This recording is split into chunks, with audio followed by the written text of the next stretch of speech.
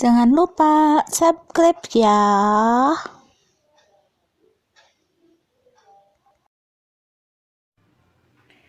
Assalamualaikum warahmatullahi wabarakatuh.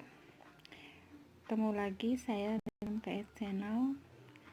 Sekarang saya akan mencoba untuk melanjutkan setelah waktu itu saya memberikan bagaimana cara membuat Google Classroom.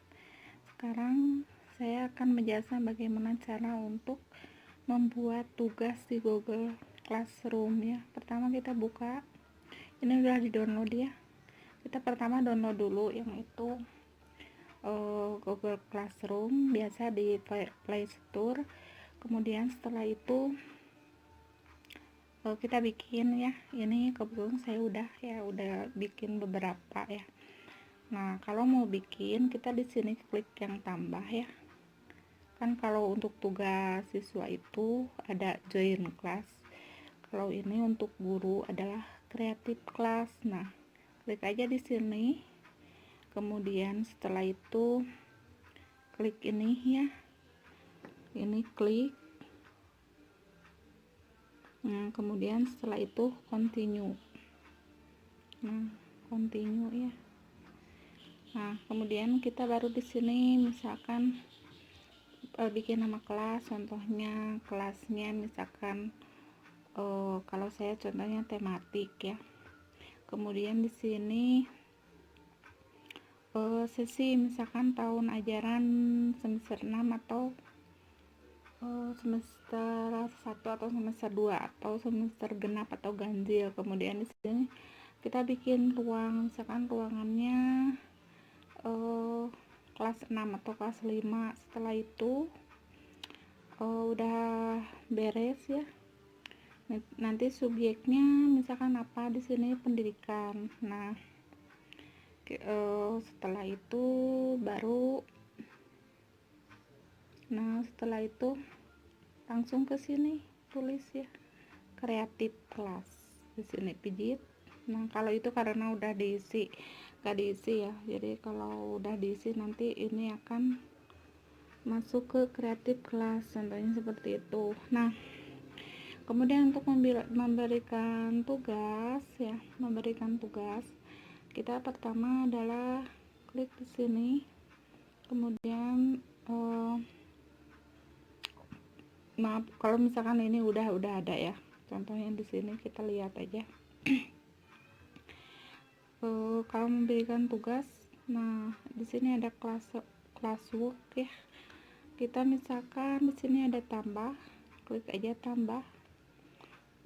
Kalau tugas biasanya assessment, kemudian question adalah quiz. Kalau misalkan soal-soal di sini, kalau assessment itu tugas materi topik.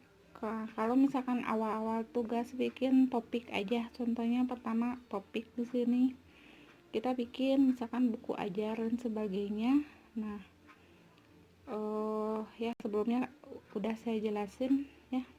Jadi sekarang melanjutkan aja untuk melihat tugas siswa ya. Kita lihat tugas siswa di sini ya. Di sini kemudian ini udah ada yang masuk, kebetulan kita bisa menilai langsung di sini ya. Ini yang udah saya nilai. Nah, kemudian di sini ada siswa yang udah baru masuk mengerjakan tugasnya. Kita lihat aja di sini. Kita lihat tugasnya di sini ya. Nah, kemudian setelah itu baru akan kelihatan tugas siswa. Nah, setelah itu baru kita kasih nilai di sini ya. Baru di sini return ini berarti udah dikasih nilai gitu. Sekarang kita contohin ya. Ini saya contohnya kasih 80, nanti bisa dirubah, ini sekedar contoh aja. Return ya, tekan. Nah, kemudian di sini tekan lagi. Nah, kemudian udah masuk, kita lihat di sini tuh kan ada ke bawah yang tadi namanya Ripki ya. Nah, ini udah ada 80 kayak gitu ya. Nah, itu ini untuk melihat tugas siswa. Terus kalau ini materinya, materi yang udah saya tadi buat sebelumnya ini ya. Kalau untuk melihat tugas siswanya di sini. Terus nanti kita bisa lihat di sini ya. Saya kembaliin dulu ke awal.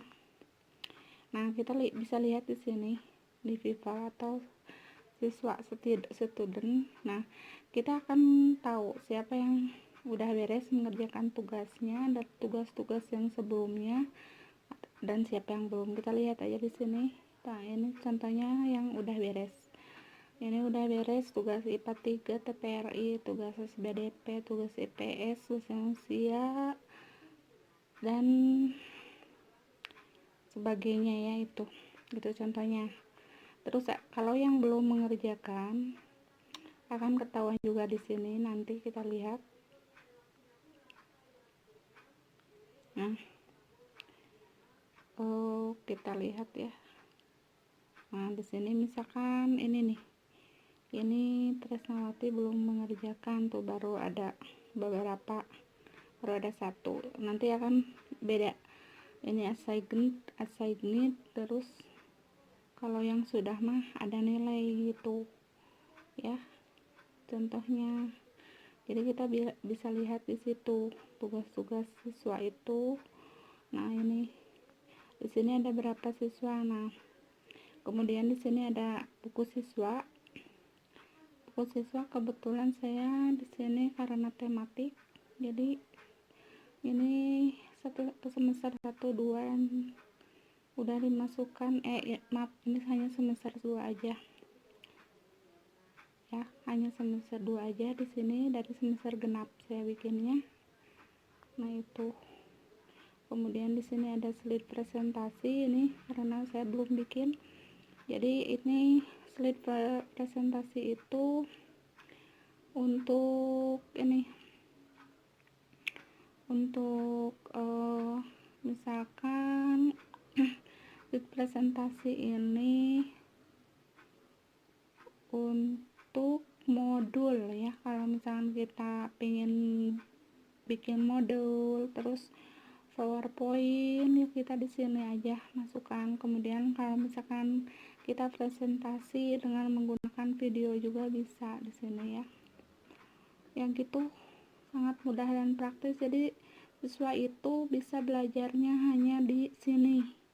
Lihat-lihat di Google Classroom, terus ada tugas-tugas, terus ada juga saya yang lain mah bikin di nilai apa, soal-soal latihan ya, soal-soal latihan seperti ini contoh di sini ya. Kita lihat di sini ada soal latihan di Quran Hadis. Kita lihat di Quran Hadis. Nah, kita lihat juga di sini.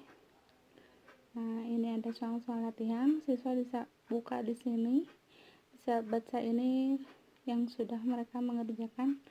Kemudian nah, ini di sini kita lihat sangat ini kalau hasil view untuk hasil pekerjaan siswa di sini ya.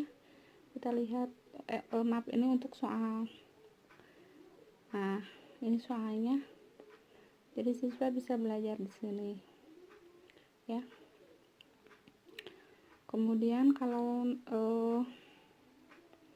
satu lagi, nah di sini kita lihat ini hasil respon siswa, hasil pembelajaran siswa seperti ini. Kita lihat ya.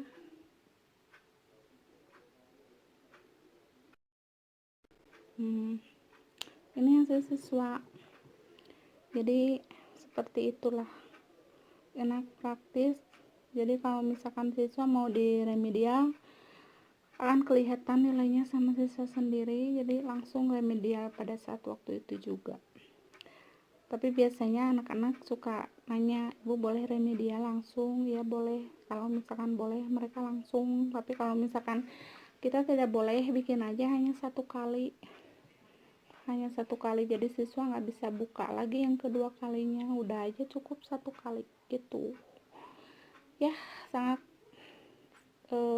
kita wajib bersyukur ya dengan era globalisasi dan zaman sekarang ini yang semakin canggih, membuat kita guru semakin mudah ya. Kemudian siswa juga semakin efektif belajar, bisa dari rumah ya, dibanding main game dan sebagainya ya. Lebih baik belajar dengan menggunakan digital kayak gini ya. Sekian, assalamualaikum warahmatullahi wabarakatuh.